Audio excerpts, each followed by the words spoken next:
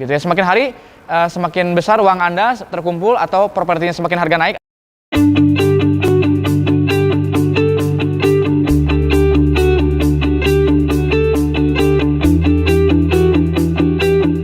Halo, selamat pagi. Jumpa lagi bersama saya Yana Priyatna dari Yanpro, Yan Properti Bandung.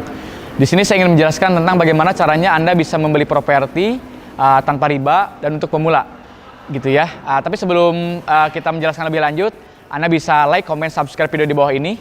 Atau Anda ingin pembahasan lebih lanjut lagi tentang seputar properti, Anda bisa komen juga di bawah ini dan insya Allah akan kami sharekan juga, gitu ya.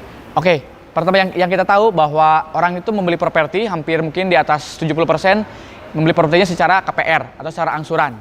Seperti yang kita tahu bahwa angsuran itu di situ ada bunganya, gitu ya. Bunganya juga mungkin riba juga, gitu ya. Kemudian angsurannya juga tinggi dan kemudian itu prosesnya juga berlangsung cukup lama ya.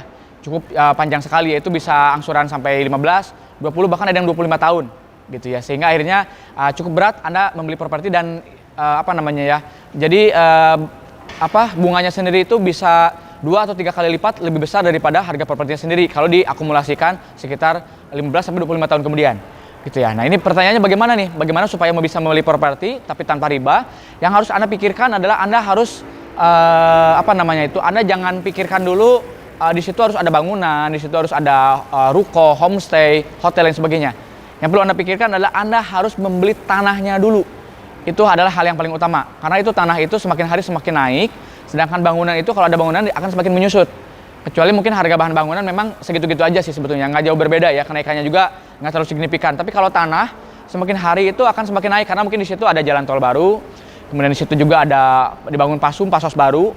Gitu ya, di situ juga ada dibangun pusat kesehatan, pusat bisnis, pusat wisata, gitu ya, pusat pendidikan dan sebagainya. Sehingga akhirnya harga tanah semakin hari adalah semakin naik.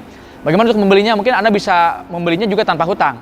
Anda bisa mulai menabung, Anda bisa mulai mengumpulkan uang dari semenjak dini, gitu ya. Dan insya Allah ketika uangnya sudah terkumpul, Anda bisa membeli tanahnya dulu. Jangan dulu pikirkan tanahnya harus besar, harus seluas 200, 300 meter, harus 1 hektar gitu ya.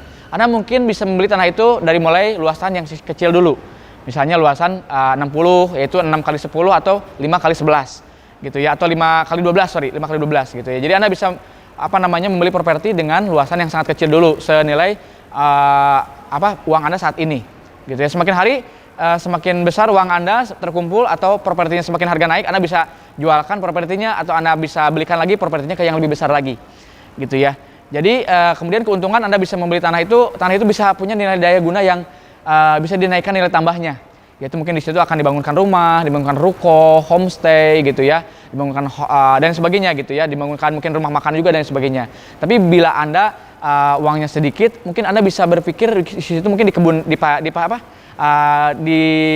dikelola secara berkebun dulu gitu ya. Kemudian Anda bisa bangun peternakan dulu di situ gitu ya, karena kan nilainya jauh lebih kecil ya untuk membangun, modalnya juga untuk membangun hal tersebut gitu, dibanding Anda harus mendirikan bangunan gitu ya. Ketika Anda mulai punya uang lagi di situ, Anda bisa membangun rumahnya secara sendiri ya, custom gitu ya.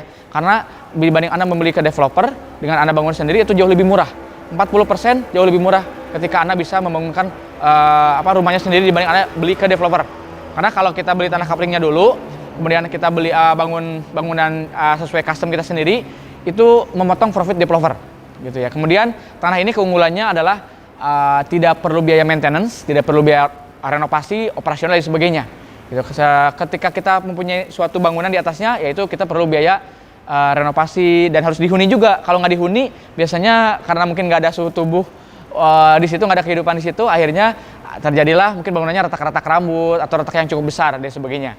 Gitu ya. Jadi tanah ini sangat penting ya, karena ingat ya bahwa tanah ini semakin hari semakin naik, 20-40% per tahun.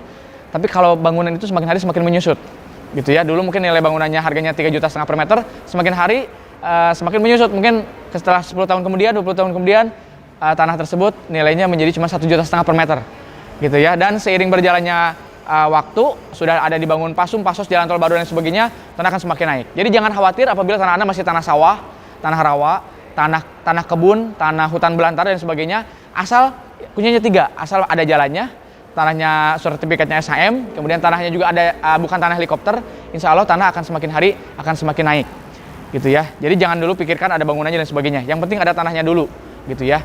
Kayak gitu. Oke, mungkin saya cukup sekian yang bisa saya sharingkan di video kali ini.